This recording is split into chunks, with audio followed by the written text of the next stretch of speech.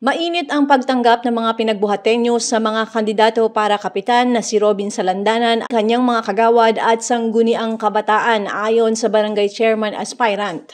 Sa ikatlong araw ng kanilang pangangampanya ay sinuyod nila ang gahit, akasya at kaliwag upang ilatag ang kanilang mga plano at layunin para sa barangay. Tiniyak ni Salandanan na magagawa nila ang nais ng punong lungsod para sa lugar at para sa mga taga rito. Namiss ko to ha, namiss ko yung pagbati ng magandang umaga at ingat po tayo palagi.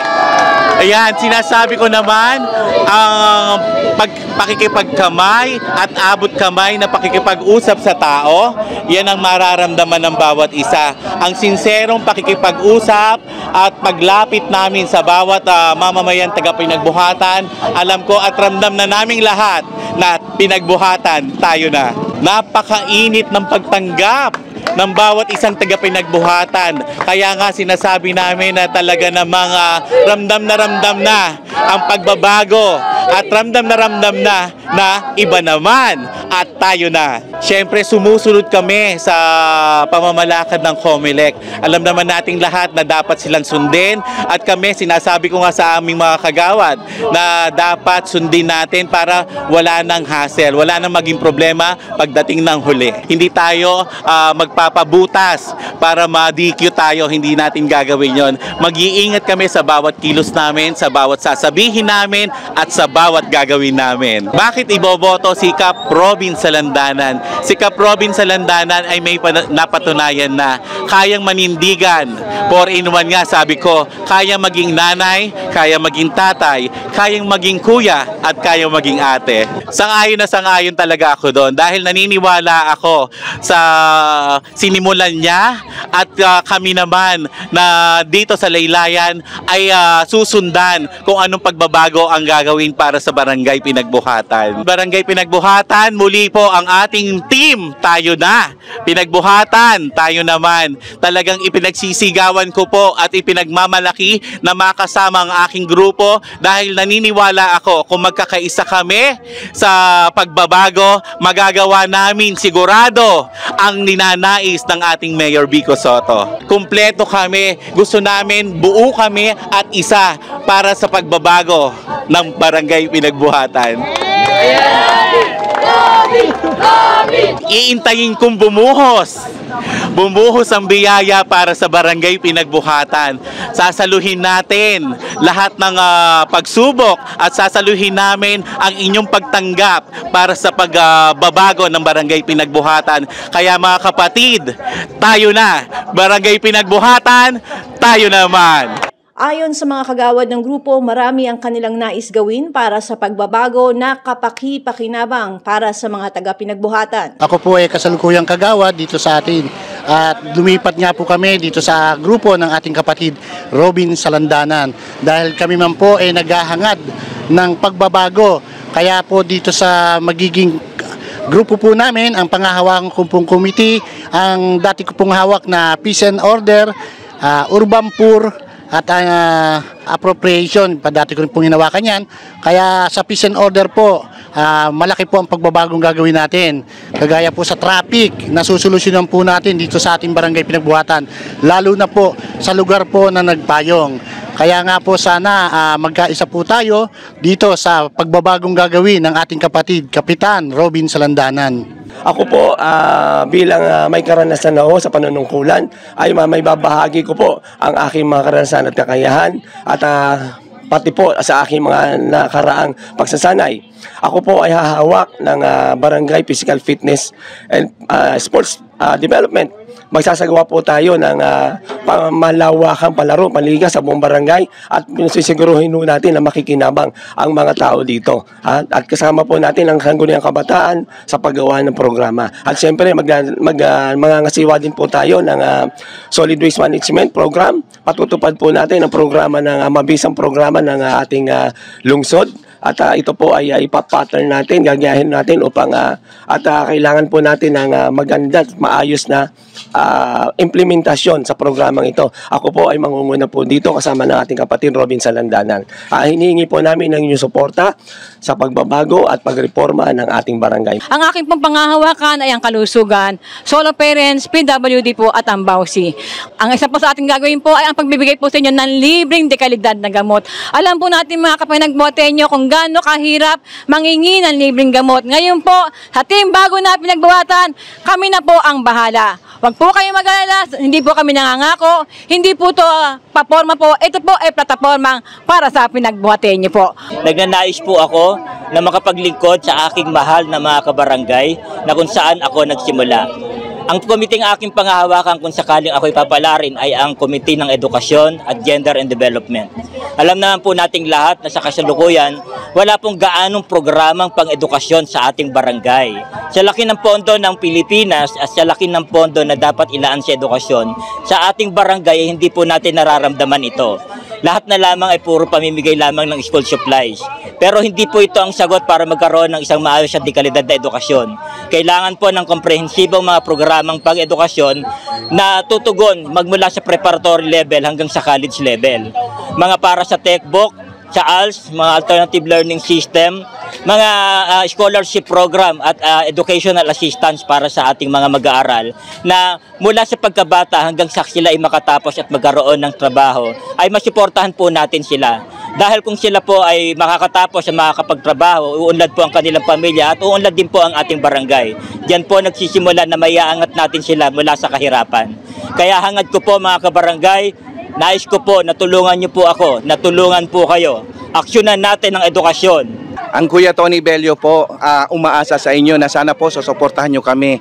Tulad po ng ating local government, kami po ay naghahangad ng kung ano po meron para po sa pangkalahatan natin dito sa pinagbuhatan. Una-una po, syempre po ang informasyon. Mahalaga po ang informasyon dahil po ang informasyon ay maghahatid po ng tamang abiso para maging tama at patas po kung ano po yung nasa sa atin po at kung ano po meron ang ating barangay pinagbuhatan. At hindi lang po yun, syempre, ang labor and employment, alam naman po natin, napakarami pong tao sa pinagbuhatan.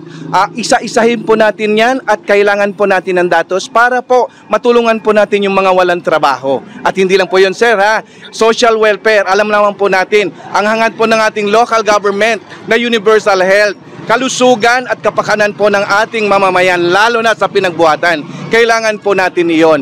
Tutulungan po natin sila nang maisaayos po ang ating barangay pinagbuhatan sa ngayon. Mula sa Purok Doña Aurora at kumakandidato bilang kagawad ng ating barangay. Ako po ay mamamahala sa infrastruktura sa ating barangay, yung mga pagawain dito. Katulad na lamang ng mga ating mga drainage systems, no? Kailangan po natin ayusin yung mga sira. At kailangan po magkaroon ng regular schedule ng declogging sa ating mga drainage system. At sa gayon din po yung ating mga street lights, karagdagan sa street lights. Marami po tayong naikot na mga medyo madidilim. Yung iba, mga sira yung ating mga bombilya. So ilan lamang po yan sa ating mga programa na ating tututukan. At gayon din po yung ating mga street signs. At lahat naman po yan ay may kaukulangang pondo sa ating barangay. At syempre, hihingi rin po tayo ng tulong, dagdag na karagdagang tulong sa ating mga national government katulad ng MMDA, DPWH, at syempre sa lokal na pamahalaan ng lungsod ng Pasig. Lahat po ng ating gagawing programa at paglilingkod ay ipapattern po natin sa ginagawa ng ating butihing Mayor Vico Soto na walang palakasan at transparent po sa bawat isang mamamayan ng ating barangay pinagbuhatan. Mga kabarangay, sana po ay magkaisa po tayo at magtulong-tulong sa pagbabago ng ating barangay pinagbuhatan sa pangunguna ng ating Kapitan Robin Salandanan. Magkatulong-tulong po tayo para sa isang layunin na maibigay po namin ang serbisyong karapat-dapat para sa lahat ng mamamayan ng barangay pinagbuhatan na mararamdaman nyo po na pantay-pantay at walang palakasan. Ang pangunahing programa ko po sa ating barangay ay ang livelihood na kung saan pangkabuhayan para po sa lahat.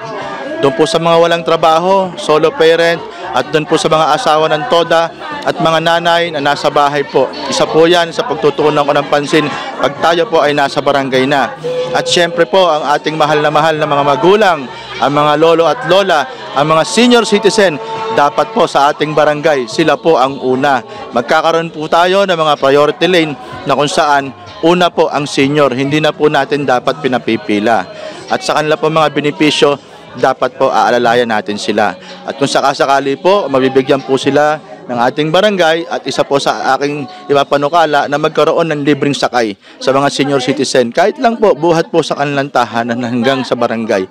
Para po yung benepisyo ng barangay, hindi na po sila mahihirapan. Na kung saan, bukas po, kasama po ang aming grupo na ang benepisyo mo ng barangay ay diretso pong iaabot namin sa inyo. Kasi kung nagawa po namin ng buong Pasig na ibahay-bahay ang tulong ng ating syudad, kayang-kaya rin po namin sa barangay Pinagbuhatan. Samantalang ang SK candidates bagamat mga kabataan ay siniguradong tutuparin ang kanilang mga pangakong maglingkod hindi lamang sa mga kapwa kabataan ngunit sa kabuuan ng barangay. Inilatag ang kanilang pinag-aralang mga programa para sa mga pinagbuhatenyo. Nakilala po namin mga iba't ibang kabataan galing sa iba't ibang lugar at sulok ng pinagbuhatan at isang karangalan po na magpakilala po sa kanila at ibigay po sa kanila ang aming mga plataforma at pati na rin po ang aming pagkakakilanlan. Ang maaasahan po ng mga kabataan pagdating po sa aming lineup ay una po ang 100% commitment. Dahil kung hindi nyo po alam, kami po 7 sa amin ay graduate na po at isa po ay 4th year graduating student na po sa University of the Philippines, Diliman. Kaya naman po magiging trabaho po talaga ang Sangguniang Kabataan para sa amin at hindi lamang po dahil pabor para sa amin isa-isa po na tumakbo po. Hindi po kami kalabit takbo lamang. Kumbaga ito po ay pinag-isipan talaga namin, merong preparasyon.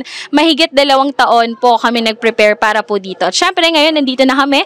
Masayang-masaya po kami na ilat. Hala po sa kanila yung aming mga napag-usapan, mga ni-research, pati na rin po yung mga proyekto namin na talagang alam namin magiging long-term po para sa Barangay Pinagbuhatan. Kung ako po ay isang normal at regular na botante lamang po, iboboto ko buo ang lineup po ng Tayo na Kabataan Bangon Pinagbuhatan mula kay Kim Averilla, Carl Locsin, Aina Cares, kay Kyle Garrido, Wani De La Torre, kay Kit Gumban at kay Bernard Maningding Jr. Dahil una po sa lahat, kami po ay ready na po na maglingkod, magserbisyo. Dahil titingnan nyo lamang po ang aming credential, lahat po kami may experience po pagdating sa pagiging presidente, vice-presidente, at pati na rin po ang pagiging executive council po namin sa aming mga kanya-kanyang mga school. At syempre, meron din po kami professional background dahil lahat po kami ay halos meron na pong mga work experience. So alam po namin ang salitang work ethic at talagang makakaasa po yung mga kabataan na trabaho po ang gagawin po namin pag kami po ay naupo sa Sangguniang Kabataan. At panghuli, sigurado po na alam po namin ang gagawin dahil si Kim Averilla, graduate po ng BS Economics. Ang pangahawakan niya po ay ekonomiya. At syempre si Carl Locsin, isang teacher at LGBT rights advocate. Ang pangahawakan niya po ay inklusibong komunidad. Syempre, andito si Aina Cares, isang batikang varsity player at ngayon po ay isang marketista.